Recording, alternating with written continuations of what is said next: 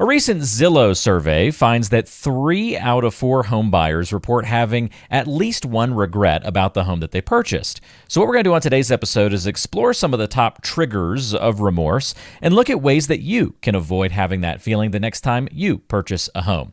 Let's grab Colleen and get today's episode started. Welcome to Keeping It Real Estate with Colleen Benson and the Benson Broker Group with Keller Williams. This is your go-to source for insights, expert guidance, and tips on making your real estate experience stress-free. Colleen, welcome back for another episode. How you doing? Hello, I'm doing great. Enjoying the spring weather. How about you? Yeah, same. Enjoying this kind of change in seasons. Always nice when you're kind of in that transition mode. So I'm looking forward to, I think the year is going to be great. First quarter went by fast. Second quarter is going to be just as good, I think. I agree. Nice. Well, we're talking about home buyers on today's episode, and in particular, this Zillow survey that found, well, gosh, kind of some sad news here, Colleen, that 75%, 3 out of 4 home buyers have at least one regret about the home that they purchased. Darn and Zillow. when you saw this article, your first reaction was like, well, that's terrible. That's sad. I'm like, that's not our clients because that's sad. Yeah, well, that's good news that that's not your clients. And through the episode today, we're going to be finding out why that is, maybe what you do differently to help people avoid feeling this buyer's remorse. Now, All right. I will say, let's give this survey some context before we dive into the top reasons and then talk about maybe some solutions for future home buyers out there. This was very informal, so this is not some scientific study. This was a poll conducted via Facebook. So let's just put that out there that we're going to put a little bit of stock into it, but not a whole lot. It did pool over 5,000 responses, but take it for what it's worth as being a Facebook poll. All right. Okay. So Thank you. that's out of the way.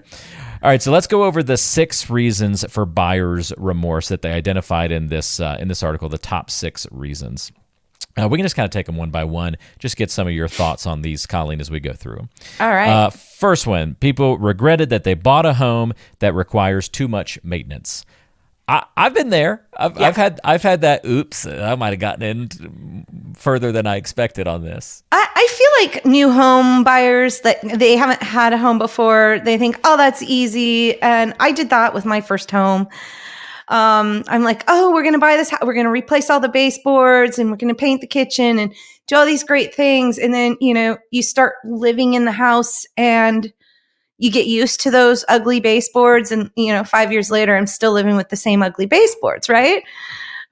So I feel like that happens and, it can happen. And a lot of times when I look at my first time home buyers, I say, well, it depends when they're looking at a fixer. How do you like to spend your weekends? Do you mind spending your weekends working on home projects? Is that a thing you guys love to do? Or do you like to spend your weekends out on the boat, on the lake? Is that what you want to be doing?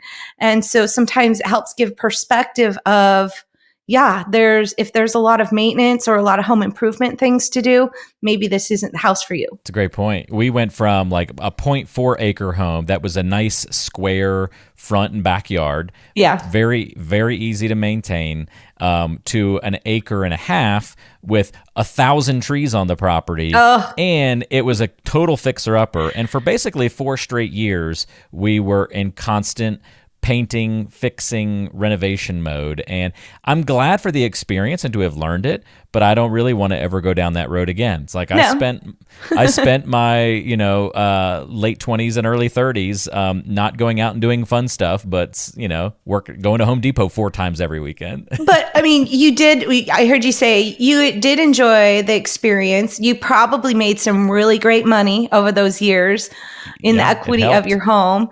Can your marriage survive? When you're making decisions and you're working together every weekend, sometimes it can be a real battle. Like maybe one person's really in it and one's not. And so, there's all kinds of things to consider when you're buying something that needs a lot of work. Yep, definitely ponder it, think about it, and don't be afraid to reverse course. Perhaps Right. if you get into a situation that you're in over your head a little bit on the maintenance side. Another regret, Colleen, was that people bought a home that's too small. So people wish they'd gotten that extra bedroom, perhaps, or just something a little bigger. Yeah, I can see that. Yeah, people feel like, okay, 3 bedrooms, 1 bath, we can live with this. And they're like, gosh, we really needed that second bathroom. It would have made all the difference, Yeah. And sometimes there's a way to add a bathroom or expand a kitchen or add that extra bedroom or not. But what I say is, if you're buying within your means and you can afford your monthly payments and it doesn't make you house poor, meaning you're not dumping a lot of money into it. If you buy a house that's too small, maybe you're going to make some great equity. And in a couple of years, let's get you into that house that actually has that guest bedroom or that family room or that bonus room you're needing. Yeah.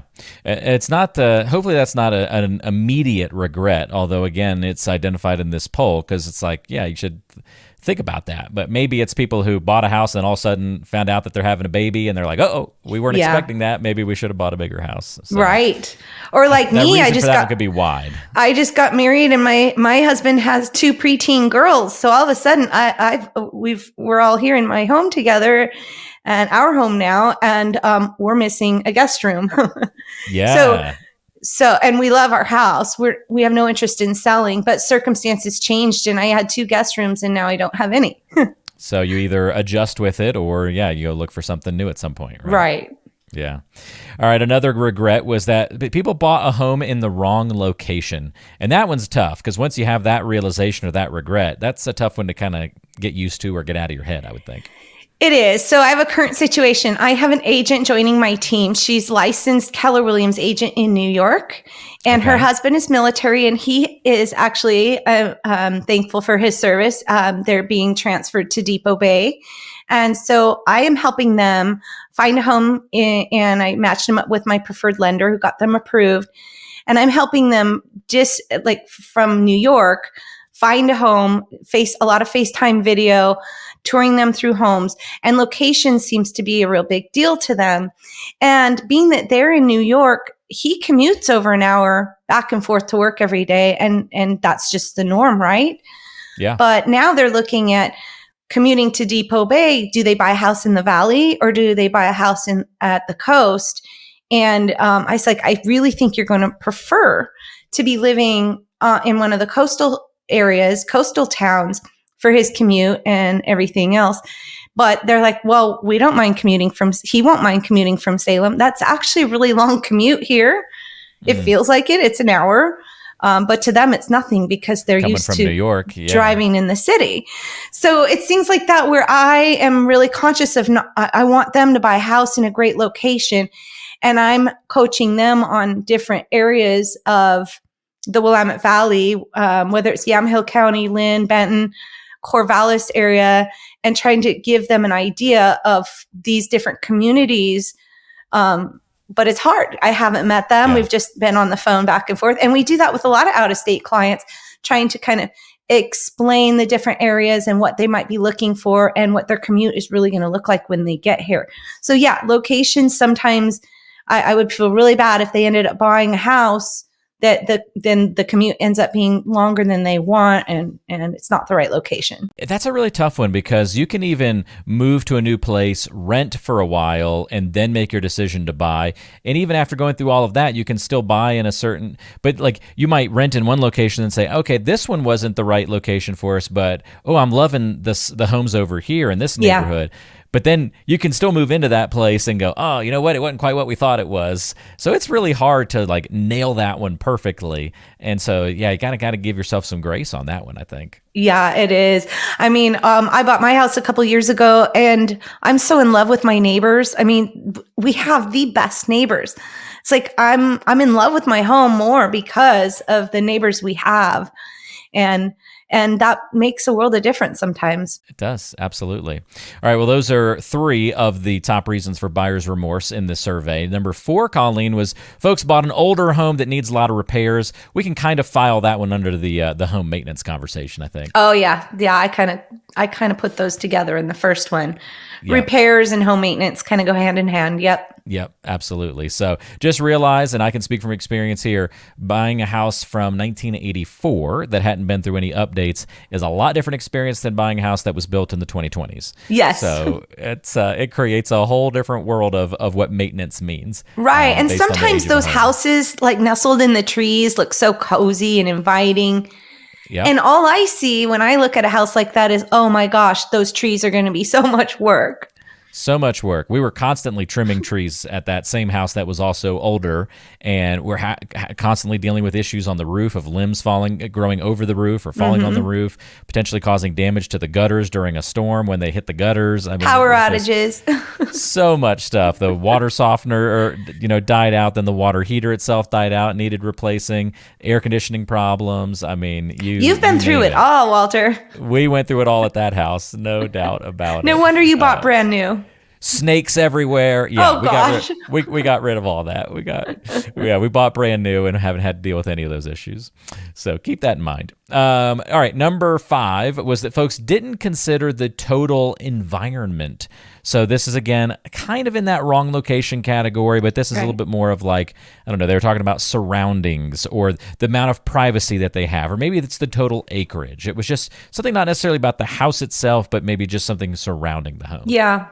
And I think that one does kind of fall into that wrong location category. So if you really combine those two different things, maintenance and repairs is huge, not looking over that. And then location. There's a reason that's the saying in the industry, right? Yeah. So if you get that, it's going to lead to regret. All right, last but not least, and this one's sad, not doing more research. So people, I guess, just didn't feel as informed as they should have been. And one that I see that didn't make this list, but with people working from home, is just the ability for their high-speed internet and their phone service. You think you're just gonna be fine wherever you live, but if you're working from home, or especially if you've got a couple people working from home, you want to make sure that you're in an area where that high speed is not going to be an issue. And or if you're working from home and you've got a bunch of gamers in the household that are also going to be taking up internet bandwidth. Yeah. So that's one I see. All right, Colleen. So here, that's the 6 reasons plus one you just identified as well. So what do you think are the reasons for why buyer's remorse is happening at such an extreme rate? And also, what are you doing with the fact that you think you've got this sort of discrepancy where you don't have 75% of your clients experiencing this kind of rate? Oh, I love this question. Number one, why we're probably seeing this, my guess is we had, 2 full years of buyers competing offers, we're writing 21 offers for a buyer before they get the house they want. Interesting. Yeah. So they might be settling where they wouldn't be if the market was a little more balanced, like it is right now. And so they might have bought something that they settled for and didn't quite check all the boxes they needed it to, because they were just so anxious to get into a home and they're just tired of the battle. And people were having to make decisions like immediately. You couldn't go. You didn't have time to think 3 times and think about it for a week. You had to decide that day if you wanted it, or sight unseen, right? So now, Walter, that we're in more of a balanced market, it's a little bit easier, I think, on buyers. They can, yes, the interest rates are a little bit higher. I get it. But what does that matter if your payment's where you need it to be and you're getting all the things you want in the house? You're having the time to do that research. You're having the conversations. You're able to sleep on it and make an offer that is in good faith based on comparables in the area, and know that you may not necessarily be in a bidding war to overpay for that property. What we like to do on our team is we'll sit down with you in the beginning, and I've talked about this a lot. We have a serious buyer consult with all the buyers involved. So if it's a married couple, we want them both there. If a parent is helping their kids, we'd like the parent there, because we want to hear everybody's perspective on what things mean. So when they say, we'd like a big yard, well, a big yard could mean a lot of different things to a lot of different people. So we ask the questions, we peel the layers of the onion, so to speak. Like, what does it mean to you? And then look at, the other decision makers and what does that mean to you? So that we have a really good grasp on what everybody involved is wanting. And, sometimes with couples, one is very vocal and one is very quiet. And so we want to make sure, a lot of times the quiet one is the decision maker, right? Oh, interesting. Yeah. So we want to make sure we're hearing from everybody on what matters to them the most and what things are negotiable. Then when a buyer walks in and is like, oh, I want this house. Look at the kitchen. Okay, that kitchen's gorgeous, but it doesn't check these boxes. Are you sure? Kind of bring them back down to their original list and their original thoughts, because it's really easy to kind of fall in love with something about a house and then it doesn't quite check the boxes that were really important to you. That's a great point. If I can just chime in, Colleen, on our last please. home search, just because you hit on something really important. A view was important for us. We wanted to not back up to another home. Because we were coming from an acre and a half. We knew we weren't going to get that in our new home, in our new area, but we were definitely still wanting at least some sort of openness to be involved. So we didn't want the home to back up to another home, wanted open space, something. And we found one home that had a beautiful view of the mountains. And we said, all right, this is the home. Look at that view. That's like the most important thing. And it was this moment of like, well, hold on a second.